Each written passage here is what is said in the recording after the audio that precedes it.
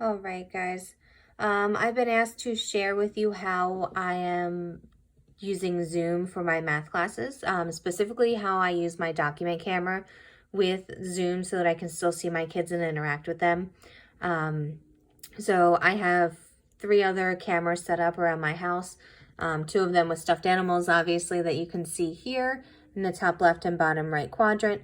The one that I'm actively in front of is in the top right quadrant. You can tell that I'm an active speaker because it's outlined in green here.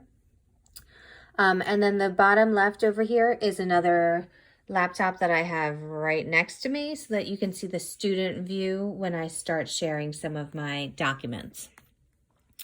Let me minimize back here. Okay.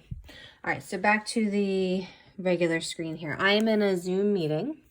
I've set that up and you can share the invitation link with your students. So at the very bottom here, you have your control guides. All right, so the first one over here is invite. And when you click on that, there's this option right here to copy invitation. All you have to do is click that link and then you would copy and paste that into your Gmail if you wanted to send that to somebody. And I can show you what it looks like real quick just by putting it into a Word document.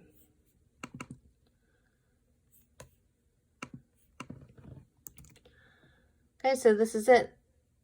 And this one right here is actually your live link. So if somebody were to click on that, it would take you right into your meeting. If it's the first time they're using it, sometimes it requires a meeting ID and password, but that is obviously part of the invitation as well. So that's not a big deal. So you can put that in your Google Classroom. You can email that out however you want to do that. That's easiest for you to communicate with your students. All right. So back down to the bottom here, this manage participants, if you click on that, it gives you a list on the side of everybody that is participating in the Zoom. So you can see there's 2 computers that are mine, and then I stole my mother's iPad and her laptop. So thanks, Cheryl, for that. Here, that is my host computer. So I have a little bit more power than the other computers that are in here. And the second one is the student one that I just showed you. When you're in this view, you can have students comment and do a couple of different things, answer questions with yes, no buttons. They can say go slower or go faster without actually having to talk or to type into the chat. If you click on this more button over here, you have thumbs up, thumbs down, clapping hands, and then the little coffee pot there is if you need a break. So those are all ways that the students can communicate with you non-verbally, which is great because it's kind of like communicators that I would use in my math class. All right, so that was participants. And now when you re-click that, you're back into your quadrant view here. If you had, say, 13, 14, 15 kids in here, these thumbnails would just get smaller and smaller, but they would stay in your grid view, the way that it is here. You can also click up here where I was, this is called gallery view. If you click at the very top here where it says speaker view, it puts the speaker large on the bottom here, and then it has the little thumbnails of the other participants on top. Okay, so those are 2 of the settings that you can work with.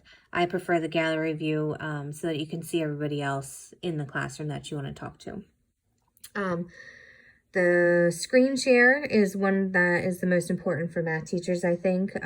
So as you can see for the whole setup, I have my Elmo document camera and my notes underneath of it that I would be working with. So I've been doing these notes live with my students. So to be able to do that here at the very bottom with this screen share, you're going to click on that and then it gives you a bunch of options. So you can share your actual desktop, a whiteboard where you can write on things. And annotate right on the screen, an iPhone or iPad, AirPlay, iPhone or iPad via cable, or this one, which is my ImageMate Elmo picture. So in order to get this one to pop up, I needed to have my Elmo turned on and plugged in. So it is plugged in over here. I've forgotten that twice with my kids already. And then the program actually running in the background on my computer. So you can see that this is the live ImageMate. I'm moving that around back here. So that is active right now on my computer. If this ImageMate didn't pop up in the basics here, You can click on the advanced in the middle, and then you can share a portion of your screen, the computer sound only, or content from second camera. When I first started doing this, I had to click on content from second camera so that my ImageMate would then show up over here. Now everyone's document camera is a little bit different. So if it's plugged in and everything is up and operational on your computer and it's not showing up under basic, click on advanced and then the content from your second camera. So now that I have this, I'm going to double click. Okay, so right now I am currently sharing my Elmo. So what that looks like from the student view is this. I can zoom in and zoom out, and this is what the kids would see on their screen in real time, right? So what I've been doing is actually, this would be tomorrow's notes. Okay, and I would go step by step with them, and I actually write in the notes as I'm going through, like I normally would in class on my Promethean board or my smart board. It's nice because you can kind of take over the screen for them. Now, I'm still looking at the student view of this. They have a couple of different options. You'll still see the kids on the right-hand side unless they switch it to speaker view. So then it's a big picture of me, the instructor, and it minimizes the share screen so that you don't want them to have it that way. You can totally minimize the video altogether. The kids can choose to do that, although they usually keep the stream on the side over here. It's helpful for them to be able to see me as I'm speaking while I'm doing the notes with them. Up at the very top, you have some view options. So fit to window, 50%, 100%, exit full screen, annotate, which allows them to actually draw on the board. Or you can do side-by-side mode, which splits the video and then whatever I'm sharing on my screen over here. So the fit to window is usually the best one, and that's what I have the kids keep it on. So that is the student view when I'm sharing my screen. Okay, you can zoom out, you can do the whole thing and share the whole page that you're working on, or you can zoom in and work normally. So back to the teacher screen. For my Zoom, when I have, you can see I shrunk what I am writing on. On this side, this whole window is movable, and it doesn't, when I move it on my computer, it doesn't move it on the student computer. Okay, so I shrunk it down to the left-hand side, and I moved it all the way to the left, and now I want to still be able to see my kids. So right here, I only have 3 other cameras set up, so I can't do the grid. But at the very top here, you see this little bar, a double bar, and then, or a little bit bigger bar and then a double bar. If you have more students, you'll get a grid view here. And when you have the grid view, you can actually drag it out to make it bigger or smaller. So I usually take this over here, not up top like that, sorry. I'll just move it over, and then on the corners down here, you can pull it all the way across, and then all my kids will pop up and I can see everyone at once while I'm doing these notes.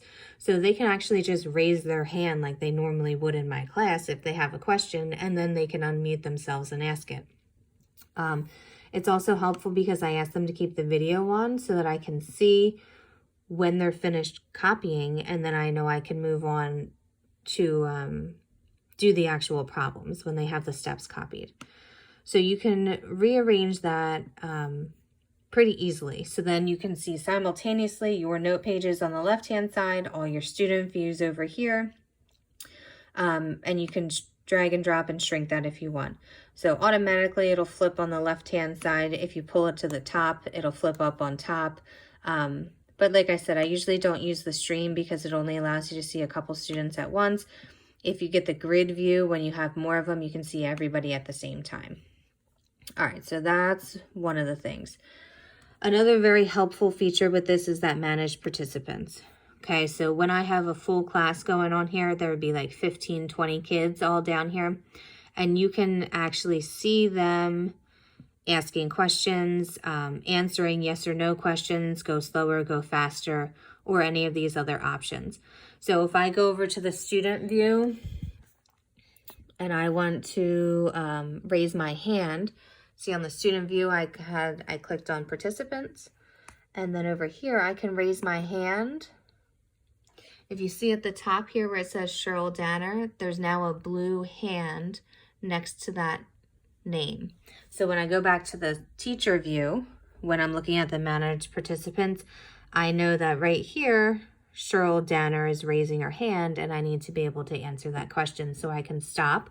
Right next to that, I can then unmute them.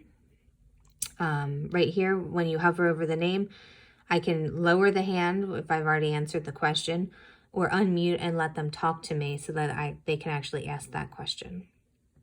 Okay, so that's still all three things now that are on the teacher screen, and then over here for the students.